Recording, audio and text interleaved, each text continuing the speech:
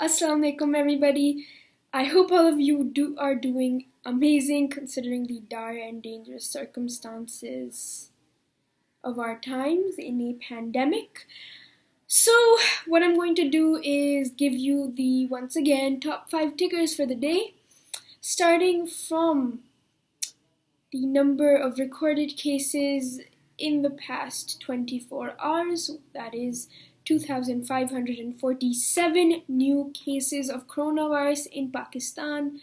And these statistics, they should, instill a sense of urgency about this pandemic and concerning, following and obliging to the SOPs given out. And I feel like even though we have over 800 people who have come out healthy from this virus, or rather just alive from this virus, we have 10 who have died in the past 24 hours.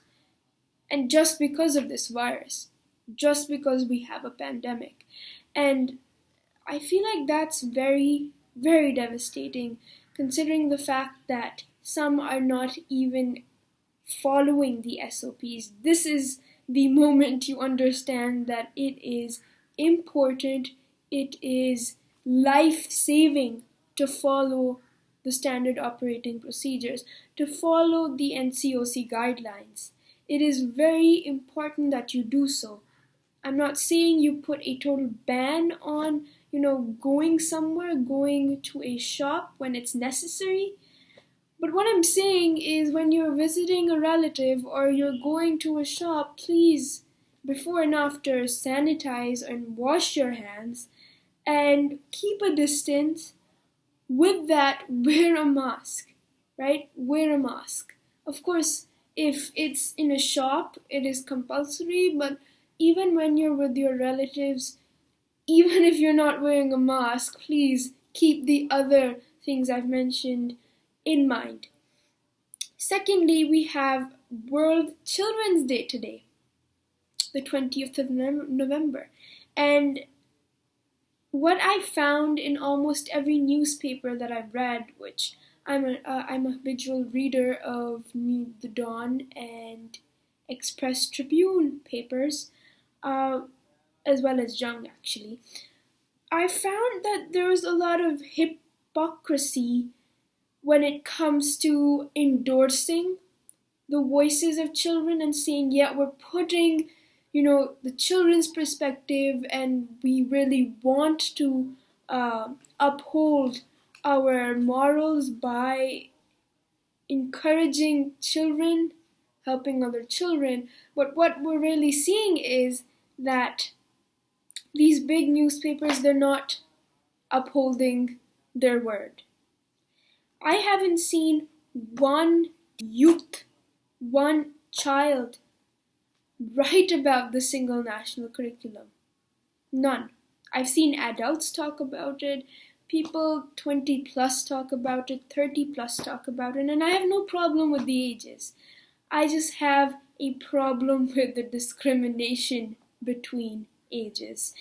And that is because what I am gauging is that 18 plus is considered rational and developed and important, and everything below 18, everyone who's writing below 18 is considered just unnecessary, or at least that's what I'm seeing, not predicting or assuming, because I haven't seen one person, one youth, one minor, such that they are below 18 write about these issues. I have not seen one person below 18 write about the single national curriculum, the school responses to coronavirus, or the switch to virtual learning. I have seen professors write about it, I have seen teachers write about it, I've seen educationists write about it. What about the children? What about the students? And you're saying you're giving a voice to the students. You're really not. I myself have written op-eds and they haven't been accepted, and this is besides the fact. I am not speaking with, any sort of ill will for what had become of my op-eds, just that if not mine, print, publish other children's work. Print and publish their perspectives and views and encourage them to advise the adults, because that's what we really need right now. We need a fresh perspective because honestly and frankly, we're not doing quite well with our response in terms of what's going on with a child learning. It has been hampered and it's time to accept that. And yes, the ones who are well off, who are privileged, are getting online classes, and those who don't have the luxury are taking the PTV classes and lessons. But the thing is, where's our feedback? Where's our opinion?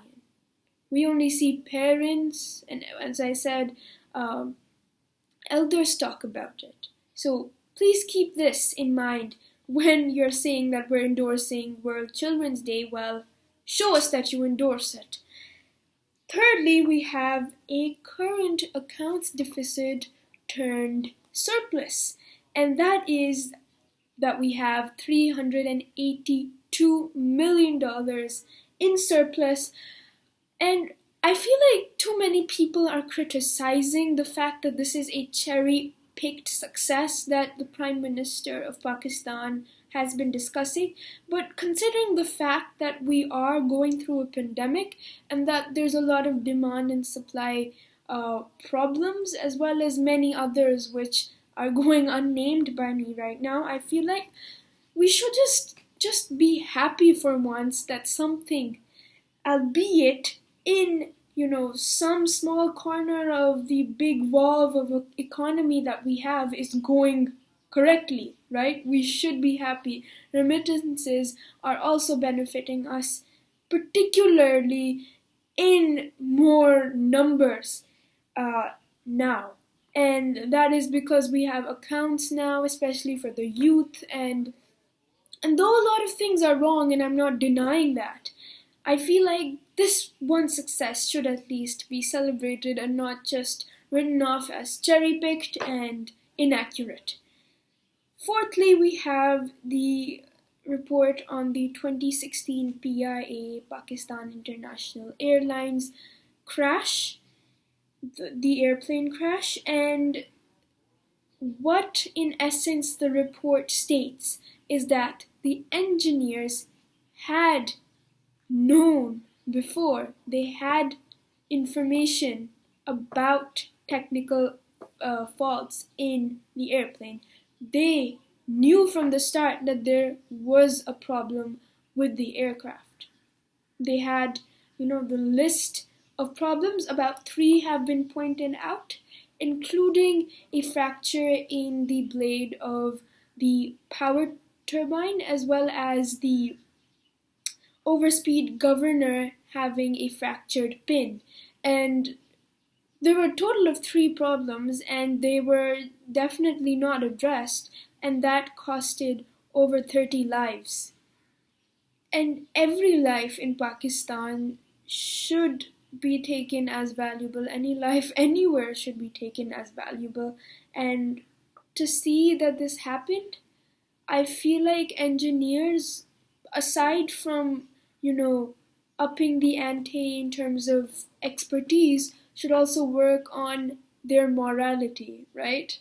I cannot speak much about this because I wasn't there. I didn't know, or I still don't know really, what was going through the minds of the engineers. But what I can say is that what they've done has affected people quite adversely and has proven fatal, and they should be held accountable for that. We at least deserve an explanation.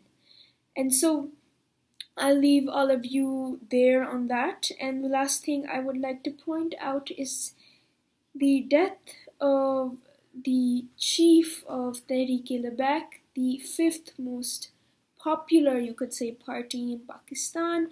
It is the death of Allama Khadim Hussain Rizvi. I feel like this is how it is. We have people who leave us, who join us in this world, and as a nation, we should stand united. And even though we have a lot of chasms within our political arena, I feel like that's our goal, really, to cover those chasms and to build a bridge which links parties together. So, what I can say is that we're all going to return to Allah someday, and a lot of this must be difficult for the family of Mr. Rizvi, and we should all remember each other in our prayers.